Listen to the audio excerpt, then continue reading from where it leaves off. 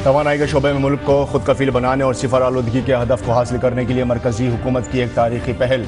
काबीना ने green hydrogen mission को दी मंजूरी।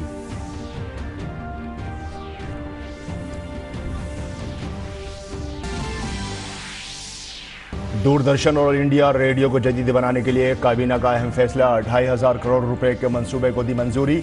हिमाचल प्रदेश में 2615 करोड़ रुपए की लागत वाली Sunni dam hydro electric project को भी काबीना ने दी मंजूरी। मध्य प्रदेश में कमजोर तबकात की फलाह व बहबूद के लिए तारीखी पहल। वजीर आला शिवराज सिंह चौहान ने जिला टीकमगढ़ में 10,000 बेज जमीन लोगों को दिए जमीन के प्लॉट। बाद में रियासती हुकूमत इन प्लॉटों पर उनके लिए बनाएगी घर।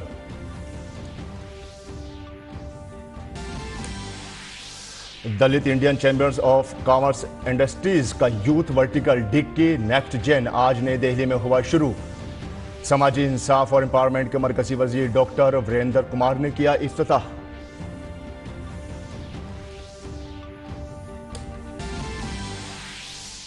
एक ही जहाज में दरियाओं के रास्ते 3200 किलोमीटर का दुनिया का सबसे तवील सफर करने वाला गंगा विलास मंगल को कोलकाता से पटना के गाय घाट बंदरगाह पर पहुंचा। जल मार्ग विकास प्रोजेक्ट यानी गंगा योजना के तहत 5 सितारा होटल से भी ज्यादा सहूलियात से आरास्ता गंगा विलास को 13 जनवरी को वजीर आजम नरेंद्र मोदी काशी से आसाम के डिब्रूगढ़ के लिए करेंगे रवाना।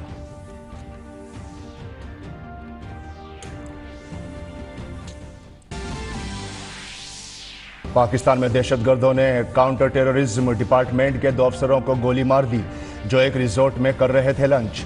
मौके पर हुई मौत। लाहौर से तकरीबन 375 किलोमीटर दूर खानेवाल में नामालूम मुसल्लह अफराद ने दोनों एहलकारों पर चलाई गोलियां।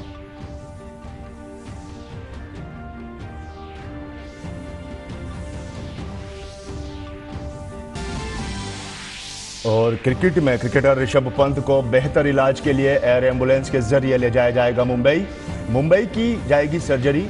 बीसीसीआई की मेडिकल टीम इलाज पर रखेगी नजर।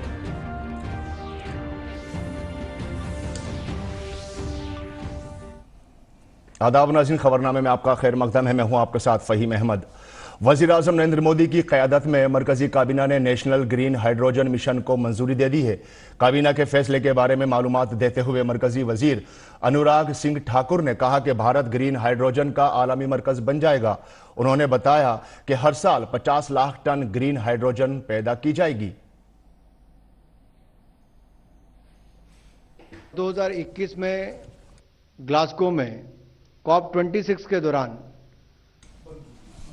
प्रधानमंत्री जी ने जो भारत द्वारा महत्वाकांक्षी कदम उठाने की जो घोषणा की थी और अपने भारत को 2070 तक नेट जीरो का लक्ष्य रखा था, पंच अमृत की बात माननीय प्रधानमंत्री मोदी जी ने वहां पर कही। वही 15 अगस्त 2021 को लाल किले की प्राचीर से क्लाइमेट क्षेत्र में क्वांटम जंप देने के लिए उन्होंने ग्रीन हाइड्रोजन के क्षेत्र के बारे में खुलकर चर्चा भी की और ग्रीन हाइड्रोजन के क्षेत्र के लक्ष्य की प्राप्ति के लिए तिरंगे को साक्षी मानकर माननीय प्रधानमंत्री जी ने उस समय नेशनल हाइड्रोजन मिशन की घोषणा की थी और इसी को ही आज नेशनल ग्रीन हाइड्रोजन मिशन को केंद्रीय मंत्रिमंडल ने मंजूरी दी है।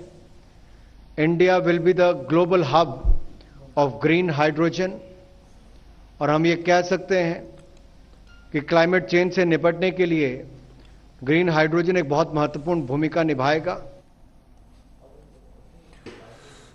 दूरदर्शन और ऑल इंडिया रेडियो को जदीदकारी के लिए एक अहम फैसला लेते हुए काबीना ने 2500 करोड़ रुपए की स्कीम को मंजूरी दी है।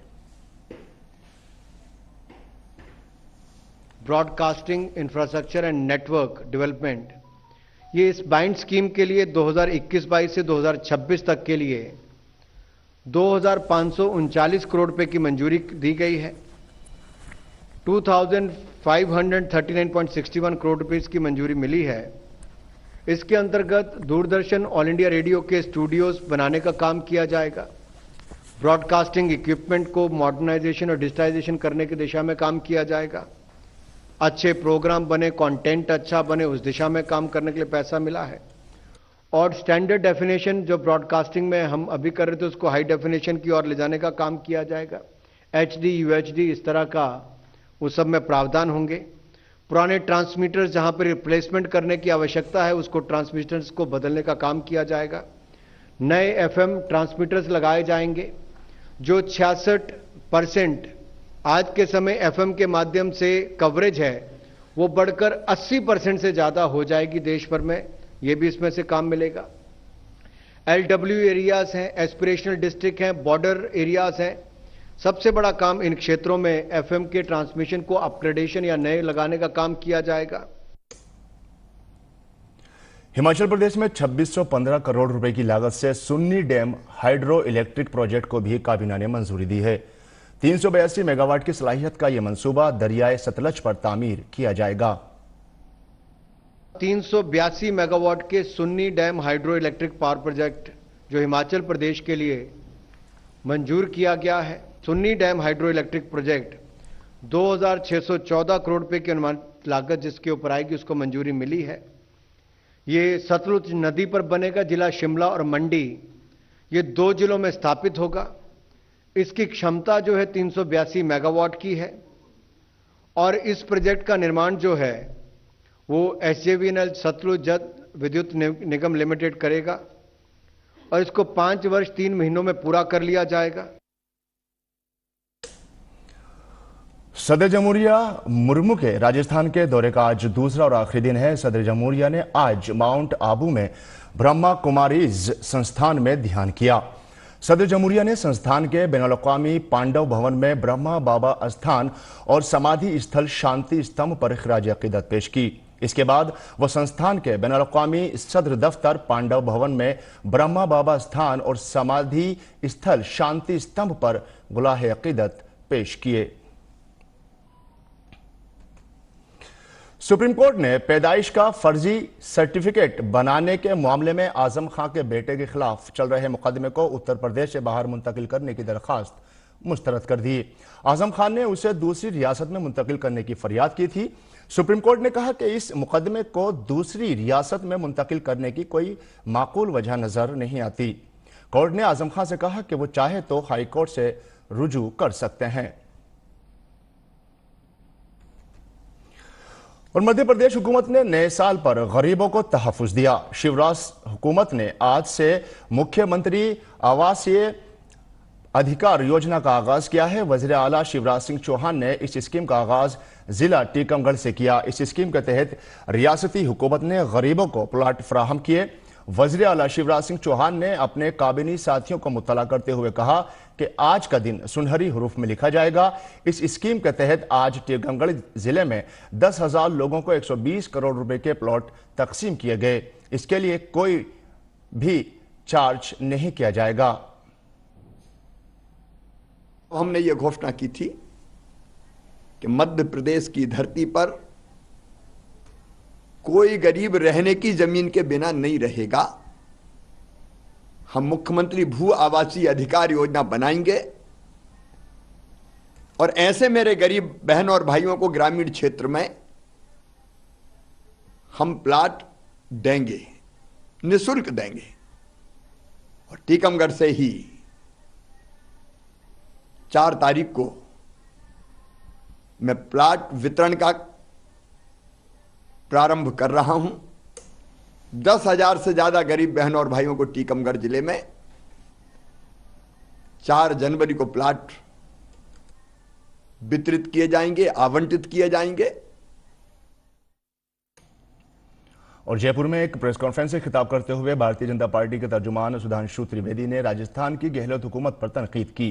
उन्होंने कहा कि 2019 के इंतखाबी मंशूर में राजस्थान हुकूमत ने कहा था कि वो मुल्क से बगावत के कानून को खत्म कर देगी, लेकिन राजस्थान अब बगावत के कानून को नाफिज करने वाली रियासत बन गई है। बेरोजगारी भत्ते की बात हो या किसानों का सारा कर्जा माफ करने की बात हो या शांति और सुख शांति स्थापित करने की बात, बल्कि इसके उलट जिसे आज राजनीति में क्राइसिस ऑफ क्रेडिबिलिटी कहते हैं, उसका सबसे बड़ा उदाहरण राजस्थान की सरकार ने दिया। 2019 के लोकसभा चुनाव में आपको याद हो, कांग्रेस ने अपने घोषणा पत्र में कहा था कि वो सिडेशन लॉ यानी देशद्रोह का जो कानून है उसे समाप्त कर देंगे, चूंकि इसका दुरुपयोग होता है। और आपको पता है कि 2019 के बाद पहली सरकार जिसने सेडिशन लॉ का यूज किया वो राजस्थान की सरकार थी। उन्होंने कहा कि जब बेरोजगारी अलाउंस की बात आई तो नौजवानों को पेपर लीक की परेशानी मिली। बेरोजगारी भत्ते की बात थी तो उसके बदले में बेरोजगारों को पेपर लीक की श्रृंखला मिली।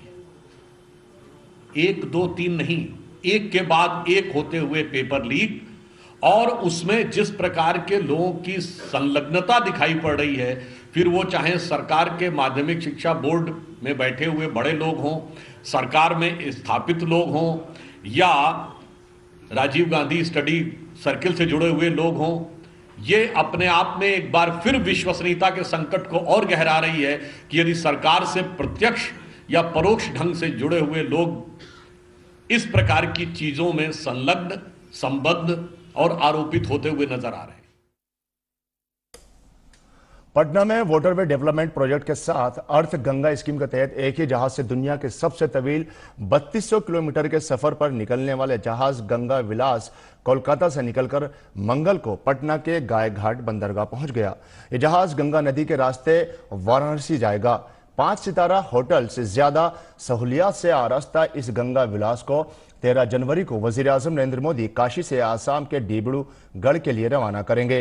अंतरा लग्जरी रिवर क्रूज की नायब सदर सौदामणि माथुर ने कहा कि गंगा विलास जहाज दुनिया के सबसे तवील आबी गुजरगाह के सफर पर जा रहा है।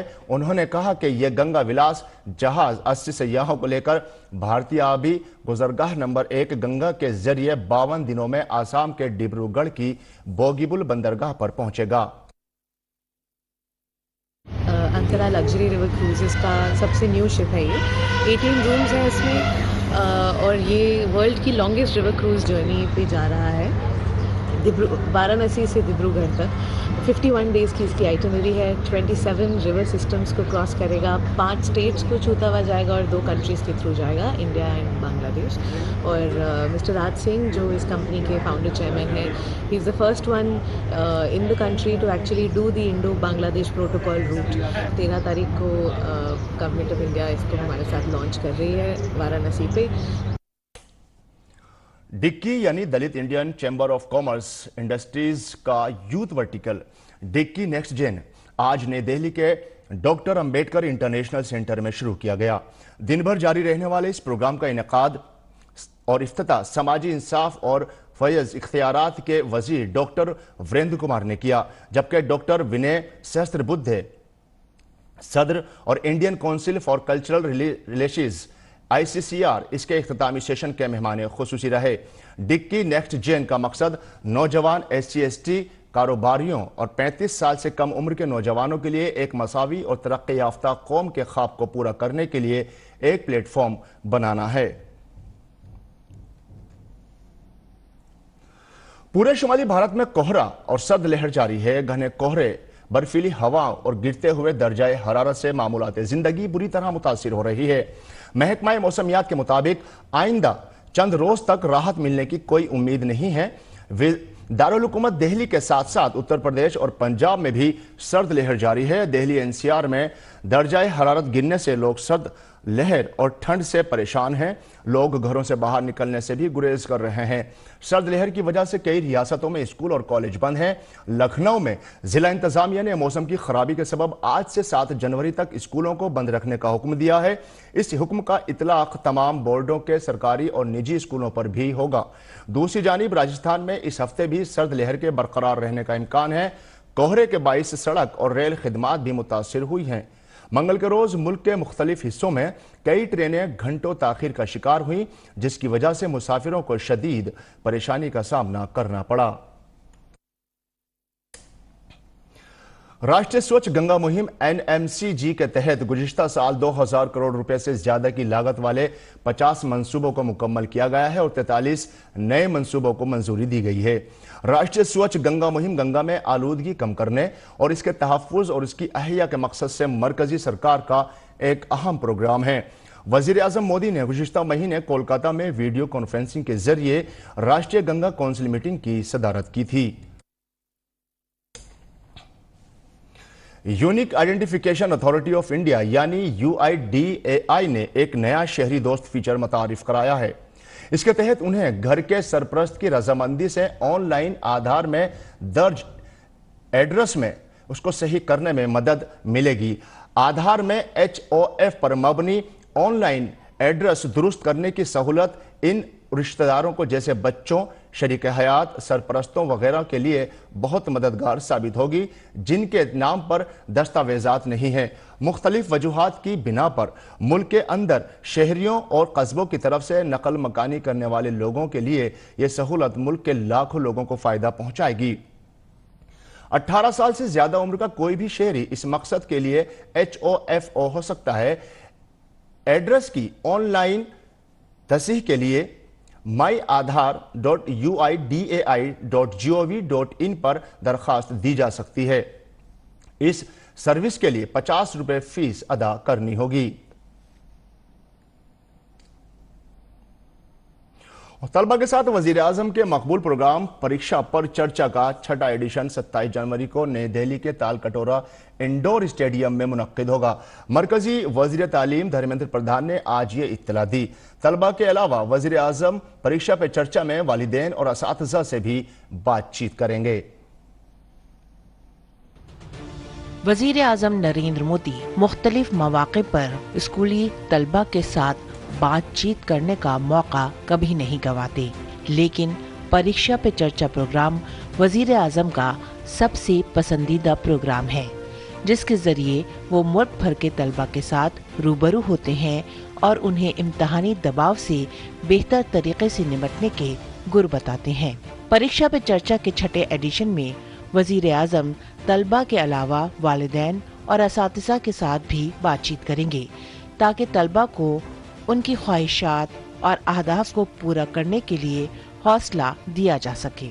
2018 में शुरू हुआ परीक्षा पे चर्चा प्रोग्राम मुल्क भर के तलबा के बीच बेहद मकबूल है और उन्हें इस प्रोग्राम के जरिए वजीर आजम को सुनने का बेसब्री से इंतजार रहता है। इम्तिहानात का सीजन अब शुरू होने वाला है और आने वाले दिनों में कई बोर्ड इम्तिहान के अलावा कई मसाबकती इम्तिहानात भी होने हैं। तलबा में फितरी तौर पर इम्तिहान का दबाव रहता है। 27 जनवरी को मुनक्किद होने वाला परीक्षा पे चर्चा प्रोग्राम इसी दबाव को दूर करने और तलबा के ख्वाबों को नई परवाज देकर उन्हें एग्जाम वॉरियर बनाने में मददगार साबित होगा। निशान सौरभ की रिपोर्ट, DD न्यूज। और अमेरिकी सदर जो बाइडन ने मंगल को लॉस एंजलिस के साबिक मेयर एरिक गारस्टी को भारतीय सफीर के तौर पर नामजद किया है। सीनेट को नामजदगी भेजने के बाद व्हाइट हाउस ने यह इत्तला दी है। व्हाइट हाउस ने अपने एक बयान में कहा कि कैलिफोर्निया के एरिक एम गारस्टी भारत में अमेरिका के सफीर होंगे। दहशतगर्दी को पनाह देने वाला पाकिस्तान अब खुद दहशतगर्दी के शिकंजे में है। तहरीक इंसाफ ने पाकिस्तान में हुकूमत के खिलाफ ऐलान जंग कर दिया है। वो मुसलसल हुकूमत, फौज और सिक्योरिटी फोर्सेस को निशाना बना रहा है। ताज़ा तरीन पेशरफ्त में दहशतगर्दों ने पाकिस्तान के महकमा इंसदाद दहशतगर्दी के डिप्टी डायरेक्टर और इंस्पेक्टर को कत्ल कर दिया है। पाकिस्तान के सूबा पंजाब के शहर खानेवाल में मंगल को नामालूम मुसल्लह अफराद ने फायरिंग करके दोनों अहलकारों को हलाक कर दिया।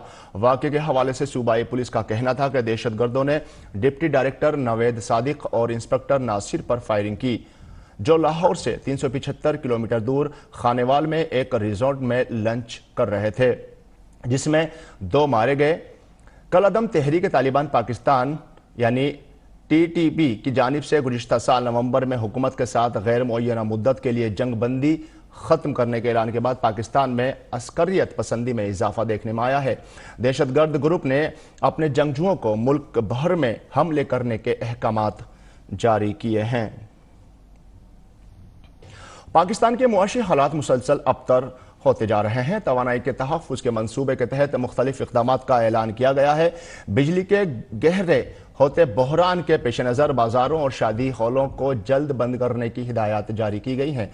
काबीना ने तवानाई की बचत और दरामदी तेल पर इन्हिसार कम करने के लिए नेशनल एनर्जी कंजर्वेशन प्लान को मंजूरी दी है। वजीर दिफा ख्वाजा आसिफ ने काबीना इजलास के बाद कहा कि बाजार रात 8:30 बजे बंद होंगे, शादी हॉल रात 10 बजे बंद होंगे। उन्होंने कहा कि इससे तकरीबन 60 अरब रुपए की बचत होगी। उन्होंने कहा कि 1 फरवरी से रिवायती बल्ब की तैयारी बंद कर दी जाएगी। इसके साथ ही जुलाई से ज्यादा बिजली इस्तेमाल करने वाले पंखों के प्रोडक्शन को भी बंद कर दिया जाएगा। इससे तकरीबन 22 अरब रुपए की बचत में मदद मिलेगी। रिपब्लिकन रहनुमा केविन मैकार्थी मंगल को अमरीकी ऐवान नुमाइंदगान के स्पीकर के इंतखाब में 2 वोटों से हार गए। केविन मैकार्थी ने बैलेट वोटिंग के पहले मरहले में कामयाबी हासिल नहीं की। केविन मैकार्थी 100 सालों में पहले रहनुमा बन गए हैं जिन्होंने बैलेट वोटिंग के पहले राउंड में स्पीकरशिप हासिल नहीं की। मैकार्थी जो डेमोक्रेट नैन्सी पेलोसी के खिलाफ मुकाबला कर रहे हैं, जरूरी 218 वोटों की अक्सरियत हासिल करने में नाकाम रहे। वो मंगल को होने वाली वोटिंग के पहले मरहले में सिर्फ 19 वोट हासिल कर सके। दाएं बाजू के रुकने पार्लियामेंट और उम्मीदवार एंडी बिक्स को सिर्फ 10 वोट मिले। पूरे ऐवान में 218 वोटों की जरूरत थी। मैकार्थी को 2 राउंड में सिर्फ 203 वोट मिले। आपको बताते चलें कि डेमोक्रेटिक सदर जो बाइडन ने कहा था कि जब तक हम मसाइल को हल करना नहीं शुरू करेंगे, केविन मैकार्थी को अपना अगला स्पीकर मुंतखब नहीं कर सकते। और अमेरिकी सदर जो बाइडन 13 जनवरी को व्हाइट हाउस में जापानी वजीर आजम फुमियो किशिदा से मुलाकात करेंगे। इस दौरान दोनों रहनुमा शुमाली कोरिया, यूक्रेन, ताइवान के अलावा चीन की कशीदगी और आज़ाद और खुले हिंद पैसिफिक के साथ बातचीत करेंगे। मंगल को इस हवाले से मालूमात देते हुए व्हाइट हाउस ने कहा कि मुलाकात के दौरान दोनों रहनुमाओं ने बड़े पैमाने पर तबाही फैलाने वाले गैर कानूनी हथियारों और शुमाली कोरिया के बैलिस्टिक मिसाइल प्रोग्राम, यूक्रेन के खिलाफ रूस की वहशियाना जंग और खित्ते में अमन व इस्तेहकाम को बरकरार रखने के अलावा आबनाए ताइवान और समेत कई इलाकाई और आलमी मसाइल पर बातचीत करेंगे। ये मुलाकात ऐसे वक्त में हुई है जब शुमाली कोरिया के मिसाइल तजुर्बात और बड़े जोहरी हथियारों ने खित्ते में अमरीकी इत्तेहादियों को परेशान कर रखा है, क्योंकि वाशिंगटन और उसके अहम एशियाई पार्टनर्स चीन की बढ़ती हुई ताकत के खिलाफ खड़े होने की कोशिश कर। सऊदी अरब का दारुल-हुकूमत रियाज शदीद बारिश की वजह से सैलाब की जद में है। बारिश और सैलाब के बाइस लोग अलग एक हफ्ते से घरों में रहने पर मजबूर हैं। मौसमियात के कौमी मरकज ने रियाज के शुमाल मगरिब में कुछ इलाकों में तेज हवाओं के साथ औसत दर्जे से मूसलाधार बारिश तक की पेशगोई की है। इस हवाले से एक वीडियो जो कि एक मंजर आम पर आया है, जिसमें रियाज से 200 किलोमीटर शुमाल में एक पुल के नीचे सैलाबी सूरत हाल दिखाई दे रही है। रूस यूक्रेन जंग थमने का नाम नहीं ले रही है। उधर रूस ने यूक्रेन पर ड्रोन हमलों में इजाफा कर दिया है। इसी दौरान यूक्रेन के सदर व्लादिमीर ज़ेलेंस्की ने पीर को अपने खिताब में कहा कि यूक्रेन को अपना दिफा मजबूत करने की जरूरत है। उन्होंने कहा कि हमें अपने दिफा को मजबूत करने के लिए अपने इत्तेहादियों के साथ मिलकर काम करना होगा। ज़ेलेंस्की ने कहा कि रूस ईरानी साख्ता ड्रोन्स का इस्तेमाल करते हुए तवील मुद्दती हमले का मंसूबा बंद कर रहा है। उन्होंने कहा कि मास्को की हिकमत अमली यूक्रेन की आबादी, मुल्क की फिजाई दिफा और तवानाई के निजाम को नुकसान। खेल की खबरों में बीसीसीआई ने बताया कि भारतीय विकेटकीपर ऋषभ पंत को इलाज के लिए मुंबई को बैन धीरोभाई अस्पताल मुंतकिल किया जाएगा। उन्हें एयर एम्बुलेंस के जरिए शिफ्ट किया जाएगा। फिलहाल ऋषभ पंत देहरादून के मैक्स हॉस्पिटल में जेर इलाज हैं। 30 दिसंबर को वो कार के एक हादसे में जख्मी हो गए थे। ऋषभ पंत को केला बैन धीरोभाई अस्पताल में सेंटर फॉर स्पोर्ट्स मेडिकल के हेड डॉक्टर दिनशा ने जेर निगरानी है उनके, और ऋषभ पंत की सर्जरी होगी और बीसीसीआई की मेडिकल टीम उनकी सेहत पर करीबी नजर रखेगी। और अब बात मसनूई ज़हानत के नए कारनामे के बारे में, जो खेलों की दुनिया में एक नई पहल कर रहा है। दरअसल एक स्पोर्ट्स डेटा कंपनी ने रग्बी के खिलाड़ियों के लिए एक स्मार्ट गेंद इजाद की है। आइए देखते हैं इस स्मार्ट गेंद में क्या खास बात है।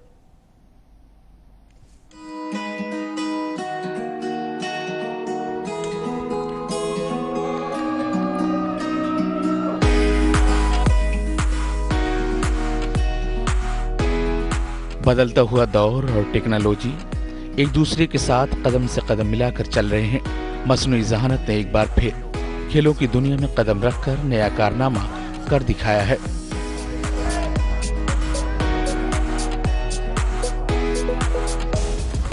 एक स्पोर्ट डेटा कंपनी स्पोर्टेबल और गिलबर्ट ने रग्बी के खिलाड़ियों के लिए एक स्मार्ट बॉल इजाद किया है, जिसका नाम कनेक्टेड बॉल है। ये स्मार्ट बॉल खिलाड़ियों और शायकीन दोनों को मैच से मुतालिक रियल टाइम डेटा फराहम करेगा। ये बॉल पिच में वायरलेस बेकन से कम्युनिकेट करके खिलाड़ियों और टीम के स्टेटस बताता है, जिसमें किक डिस्टेंस, पास डिस्टेंस और टेरिटरी गेन शामिल है। इसमें एक माइक्रोचिप है जो हकीकी वक्त में नाकाबिले यकीन बसीरत और डेटा को रिले करने में मदद करती है। इस किस्म की बॉल रेफरियों के लिए बहुत मददगार साबित होगी। इसमें लगी माइक्रोचिप का वजन 10 ग्राम बताया जाता है, लेकिन इससे बॉल की परफॉर्मेंस में कोई फर्क नहीं पड़ेगा। Bureau report, DD news Urdu खबरें। नाज़रीन, हिमाचल प्रदेश के सियाहती शहर मनाली में सरमाई कार्निवल शुरू हो गया है। कार्निवल में ख्वातीन ने खूबसूरत रक्स पेश किए। आपको छोड़े जाते हैं इन रक्स की चंद खूबसूरत झलकियों के साथ। आप इनका लुत्फ लीजिए और हमें दें इजाज़त। आदाब।